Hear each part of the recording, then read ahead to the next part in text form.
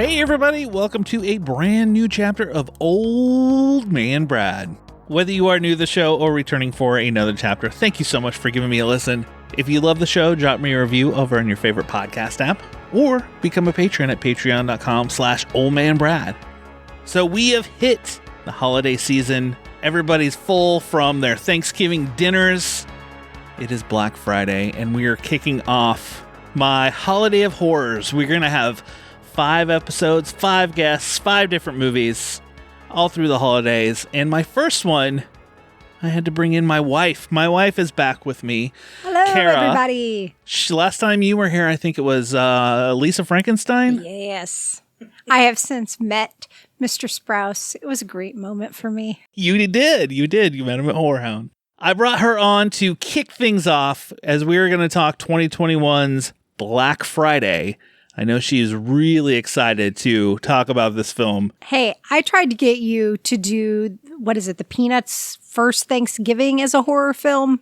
It is. It's a horror film. Yeah. I think it's the Mayflower. I think that's what it's called. It's Mayflower like something. Mayflower Adventure or something like that. Anybody who has the Peanuts Thanksgiving DVD, it is the extra episode. It's the B-side. That is on the DVD.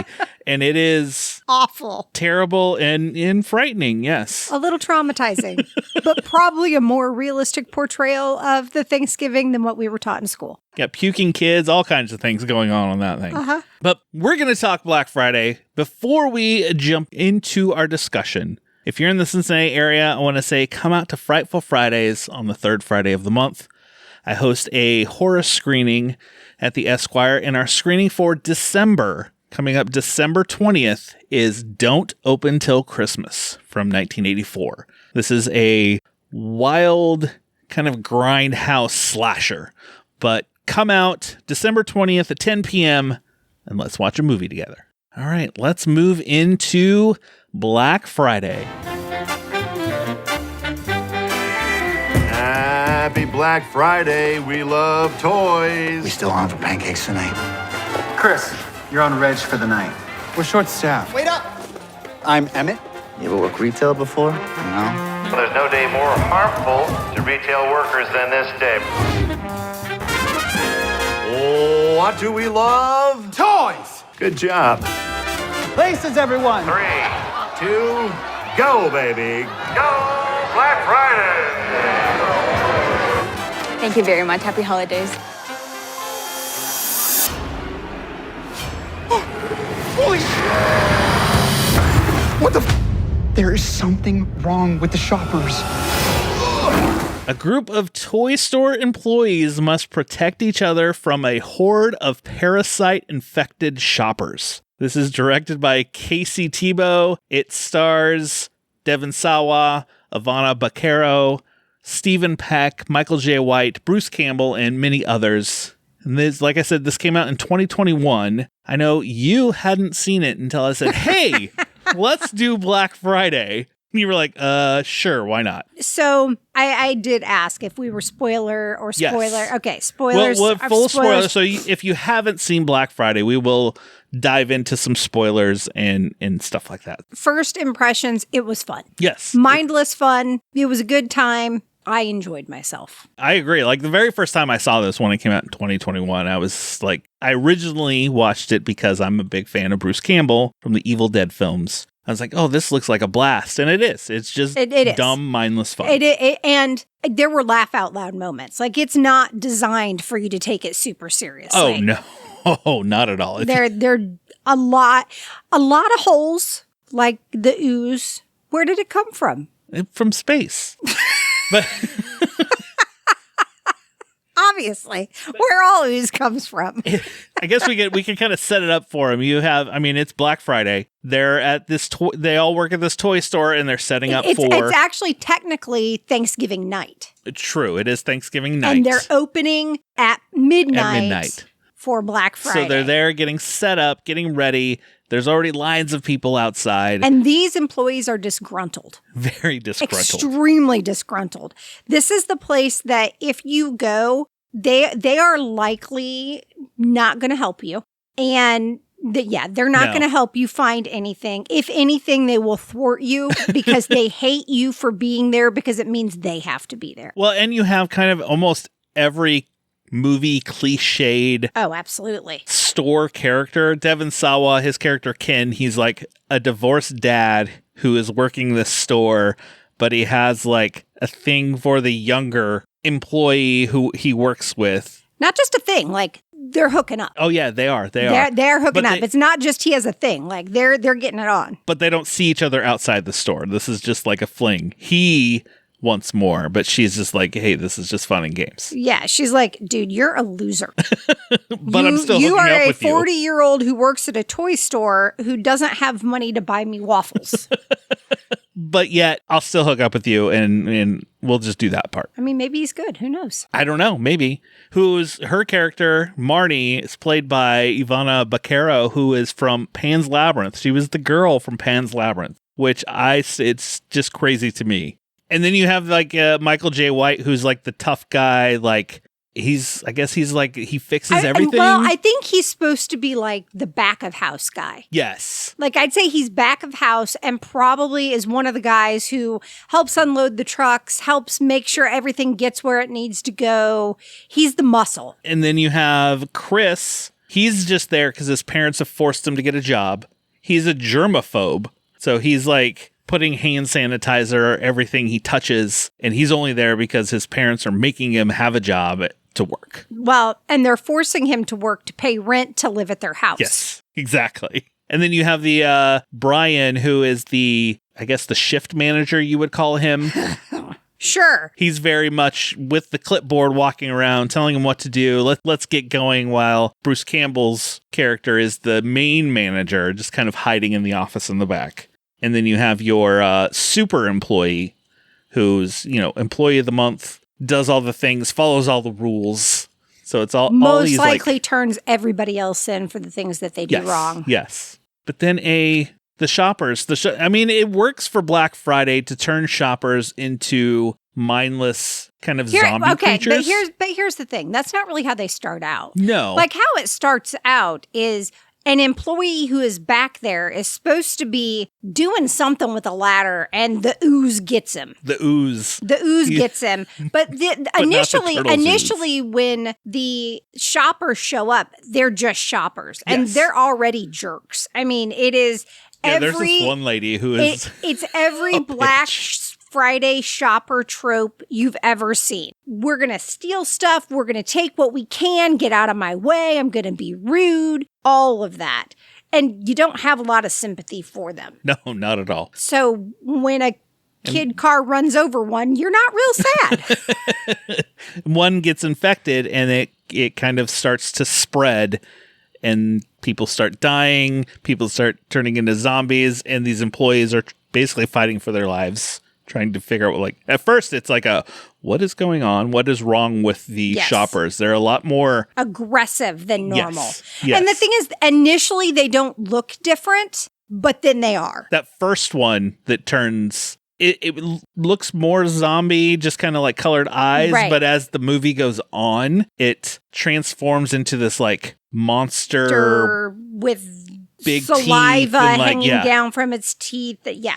They go pretty light on the gore initially. To start off, yes. And then it just ramps up and up and up to the point that you can't help but laugh at some of the deaths. Oh, no. There is a lot of funny deaths, especially with some of those customers that are just assholes. And when they die, you're like, well, they deserve that.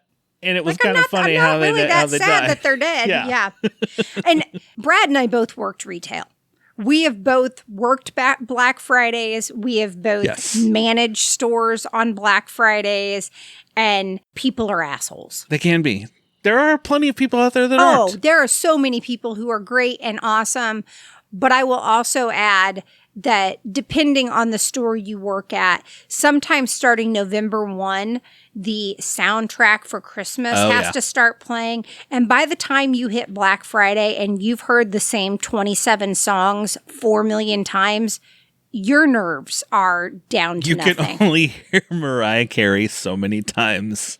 Mariah Carey, Sting. I'm trying to think of some of the other, And they're always like, oh, we're going to be edgy and play whatever. And it's never edgy and it's always bad. Are there any of the characters in particular that you liked more than others? Not really. Like they tried to make you... I didn't actually like any of the characters. Probably Back a House guy I liked the most. And you don't really get much backstory or much of him, but he's just like the tough guy. Let's hang with him when the shit's going down. Realistically, you don't get a ton of backstory for anyone until like things come out in spurts and starts. Like you piece some things together. When they're sitting around eating sliced turkey. Yes, because they decide they're going to just rip into... That's the other thing that I found very odd, is while this is quote-unquote a toy store, they appear to have many things other than toys. I mean, a Toys R Us does it have sliced turkey? Well, they took that out of someone's lunch. That was because they were in the back of the house. They took it out of someone's lunch. It looked to me like they went and took stock. Oh, no. They not on that. They did. They didn't stock kids' sliced turkey on the floor. Maybe you weren't watching directly at that moment. My eyesight is not awesome. So, well, when she came out, she was holding it. It was like bloop, bloop, bloop. And it was like several pieces of turkey. Yeah, no, that was taken out of like someone's lunch. They were raiding the fridge. Then where did they get all the champagne? That was the Black Friday, like the celebration stuff. And then it comes out like, oh, yeah, don't know about you, but I never had corporate send me champagne. I didn't either. They sent a cake, too. It wasn't a very big cake, but they sent a cake. Yeah. And then everyone was excited for their bonuses. And then it comes out later like, oh, there's no bonuses this year. And then everybody gets mad when there's creatures trying to kill them. And then it's like, oh, I don't get a bonus? This sucks. Well, and then they found out that they weren't getting... No, first they found out they were supposed to be getting double time. And then it was like, well... Corporate said that's not happening. That's not happening. And they're like, well, at least time and a half. And he's like, no. And it's like, fine, I'm getting my bonuses and I'm going home. And then there were no bonuses. So then they all get really upset in the middle of everything that's happening, which...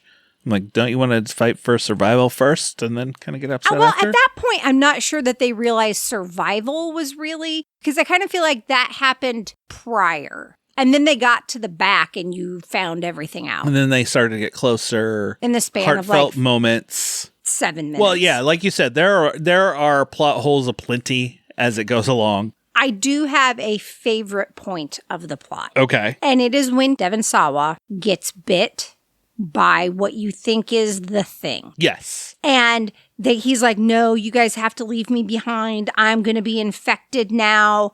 So just go and save yourselves. Mm-hmm. He wasn't bit by the thing. He wasn't. He was bit by somebody else. He was bit by the shift manager who just didn't like him and wanted everybody wanted him away. I think that's my favorite moment in the whole movie.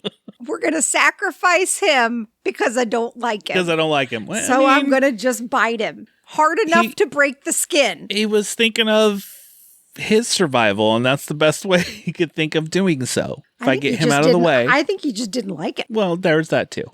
But then he comes back in this heroic hurrah moment towards the end. Because these zombies, do you think they morph?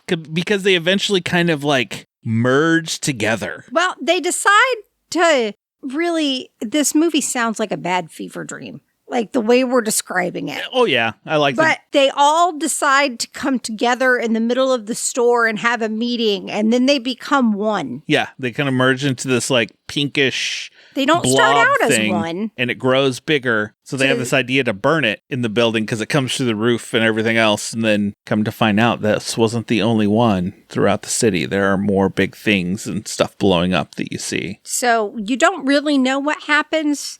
These guys are going to Waffle House to get their waffles. That's how they leave it. Well, wouldn't you at this point, you're like, I fought this thing, and you see there's other shit going down, and you're just like, forget it. Let's just get waffles. And I want to know where you're going to get waffles if this thing is taken over everywhere. Maybe it's only taken over retail stores, and the Waffle Houses are okay. I mean, I would avoid a Waffle House if I were a thing, so. Maybe the Waffle House hurts them, so that's why they're okay, and they're like, we can go there. I mean, we don't know. I'm just assuming, obviously. I mean, Waffle House hurts everyone, Brad. I know we jumped all over the place there. I'm sure people can kind of keep up with it. I don't know, but I'd say this is probably one of our most lackluster reviews. we get kind of jump around, and I think it was a point you watched it and you told me earlier, you're like, yeah, we watched this like a week or so ago, and I watched things and then I put it out of my mind. So I'm trying to remember a lot of it. Brad is the movie person and I am the book person. Yes. But even when I read books, and I read books constantly, I read a book, I forget about it. I'll tell you it's awesome, and I will be able to tell you basic points. The details will not be there. So we should have done this immediately. Okay. But overall, it's a dumb movie that you enjoyed your time. Yes. And you'd recommend people to go check it out? Oh, sure. If you were to rate it out of 5, what would you give it? 2.5. 2.5. Well, I mean, that's middle of the road. It's not terrible. No. I mean, I give it a 3.5 just because I've watched it multiple times. I enjoy it because it's just dumb fun. It's fine. If I had had my choice, we would have reviewed Thanksgiving. Which is a good one. That one I really, really enjoy. I know. We went to the theater and saw that and had a blast with it. That'll be next Thanksgiving. I got to save, save it for next year. Do you have any more randomness you want to say about Black Friday? There are not any likable characters in this film. I mean, there are some that No, none of them are really likable. Like the germaphobe kid, I kind of like him. I just think he can be kind of a jerk, but he's not. Oh, I don't even know that I necessarily think he's a jerk. I just, as somebody who works with teenagers all day, I just want to say, stop feeling sorry for yourself. Yes, your parents are dicks. Move out. I think he's supposed to be 19. Move out. Find some friends. Get an apartment. If you're having to pay rent at home, why don't you just pay rent somewhere else and not have to deal with them? Yeah, the other characters, they're just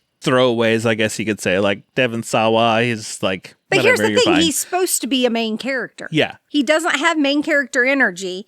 And really, I guess it's not that they're not likable. You're supposed to feel sorry for all of them. Okay, there you go. Or just not like them. You want them to fight to survive against what is coming at them. But I don't feel sorry for them. So you want the big pink blob to absorb them too, is what you're saying. I mean, the way they all portray their own lives, it doesn't seem like they act like their lives are awful. I mean, they are working their toy store on Thanksgiving and Black Friday. They were ho-hum, woe is me. I mean, don't get me wrong. Been there, done that. Yeah. But I still maintain if you go into something with a bad attitude, it's not going to be great. Whereas, yes, I've worked a lot of Black Fridays. I've worked a lot of I'm coming in at 11:30 at night because we're opening at midnight or 1 a.m. Obviously, this was pre-COVID when malls still did this. And if you go in with a good attitude, it can be fun. Oh, yeah. You always got to go in with a good attitude. Like, Have fun. I generally had fun when I worked retail. Were there times where it was awful? Absolutely. Make it a party. Yeah. That's what I always did when I was in the store. That's what I did as well. I would suggest go check out Black Friday. You would too, but go in not wanting a serious movie. Oh, no, it's not serious. And just go in with the idea of fun and laughs, and you're not necessarily rooting for anybody. Maybe the Blob. Maybe the Blob. From space. Don't forget. Yes, it's from space. On our way out, I will say one thing that we do as far as you want more dumb fun. This is something you and I do for the holidays. Oh, yes, we do. We do Hallmark holidays at home where we watch, people, if you've seen a Hallmark movie. Talk about dumb fun. Or just straight up dumb.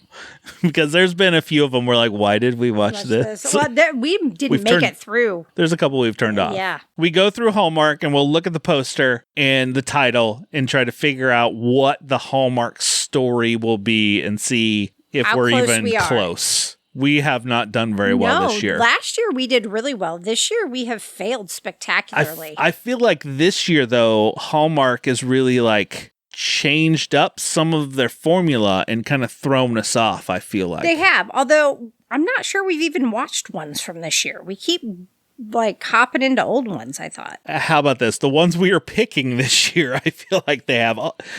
See, normally with a Hallmark movie, for those of you who are not initiated to this, the photo and the title tells you everything you need to know. There will be a girl, there will be a guy. One of them will be from a big city. One of them will be from a small town. There's always a travel. The big city will have to go to the small town, and something will happen where where the small town person has to save the day for the big town person, and they fall get in love. a change of heart from what they feel of a small town. So there's a formula, and we try to figure it out, and we've, for the most part, done a poor job. We used to be really good at it. We did. If you can remember any, is there any that really stand out that you're like, ooh, that was a good one so far this year? This year? Yeah. No. We watched that soccer one the other day. It wasn't too bad. That one wasn't bad. Christmas in Notting Hill. Yes. It wasn't all right. Too bad. I thought it was going to be more the way it started. I thought it was going to be like this Ted Lasso-esque, but they make a joke in it. They make fun of Ted Lasso, which is actually great. Yeah. I would say so far that's probably the best, one of the better ones we've watched so far. We did watch one last night that was not a Hallmark movie. It was a parody of every Hallmark movie ever made, and it was hilarious. I would highly recommend. It is called A Clusterfunk Christmas. We watched it on Paramount Plus. It was a Comedy Central movie that takes that Hallmark cliche and turns it into this comedy that is so funny. I'm going to say that's definitely from both of us to check that one out this week. That was highly entertaining. Thank you for coming on. We'll do Thanksgiving next year, and I know within, this year, I will force you into more episodes. People love when you come on and chat with me. This one, I'm not that good. I am not myself right now. I kind of look like one of Brad's horror films. Had surgery, and so I'm a little out of it. That's okay. You'll be back. Everyone will love it. That will do it for this episode of the kickoff for Holiday of Horror. Just make sure you subscribe to the show and you'll never miss any episode. I will be back next week with Dan from Stacking Triggers, and we are going to be talking Nutcracker Massacre. Anybody who follows me knows how much I love this absolutely awful movie. You cannot see me, but I am over here with my head down, shaking my head at him. But I will be back soon. Just snuggle up in that blanket, turn off the lights, because it's okay to be scared. We'll talk to you later, everybody.